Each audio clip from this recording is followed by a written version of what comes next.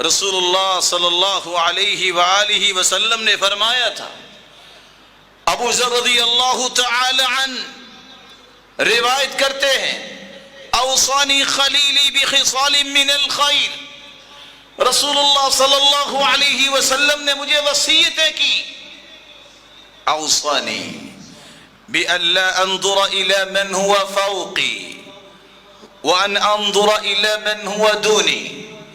پہلی نصیحت یہ کی، میرے صحابی دنیاوی اعتبار سے جو آپ سے بلند ہے اس کی طرف نہ دیکھنا، اپنے سے کم درجے والے کی طرف دیکھنا۔ جب تم اوپر کو دیکھتے رہو گے نہ شکرے بن جاؤ گے، اپنے سے کم درجے والے کو دیکھے گو ہر وقت تم شکر گزاری کی حالت میں رہو گے۔ وَأَوْصَانِي بِحُبِّ الْمَسَاكِينِ وَالدُّنُوِّ مِنْهُمْ، اللہ کے رسول صلی اللہ علیہ وسلم نے مجھے وصیت کی، کہا ابو ذر مسکینوں سے محبت کرنا اور ان کے قریب رہنا۔ وَأَوْصَانِي أَنْ أَصِلَ رَحِمِي وَإِنْ أَدْبَرَتْ، تیسری نصیحت یہ فرمائی، تم رشتہ داروں کے ساتھ اچھا برتاؤ کرنا، خواہ وہ اچھا برتاؤ نہ بھی کریں۔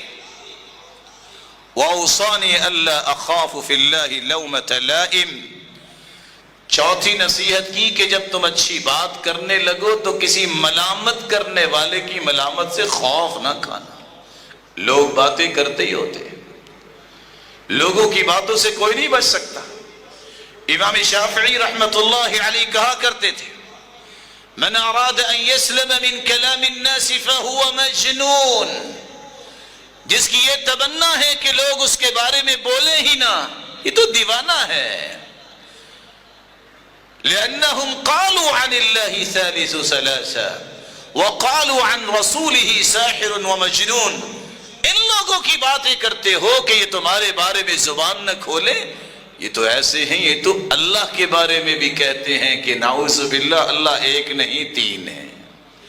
انہوں نے تو اللہ کے رسول کو بھی کہہ دیا تھا یہ جادوگر ہے، نعوذ باللہ یہ دیوانہ ہے، والعیاذ باللہ، تو تم کون ہو کہ لوگوں کی باتوں سے بچ سکو؟ اس لیے ملامت کا خوف نہیں ہونا چاہیے۔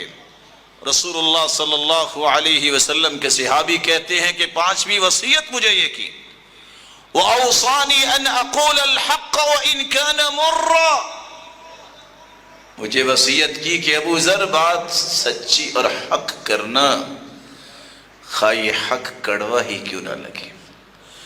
وَأَوْصَانِي أَنْ أُكْثِرَ مِنْ قَوْلِ لَا حَوْلَ وَلَا قُوَّةَ إِلَّا بِاللَّهِ فَإِنَّهَا كَنْزٌ مِنْ كُنُوزِ الْجَنَّةِ، اور چھٹی وصیت یہ کی میرے صحابی کثرت سے لا حول ولا قوت الا باللہ پڑھنا، یہ جنت کے خزانوں میں سے ایک خزانہ ہے۔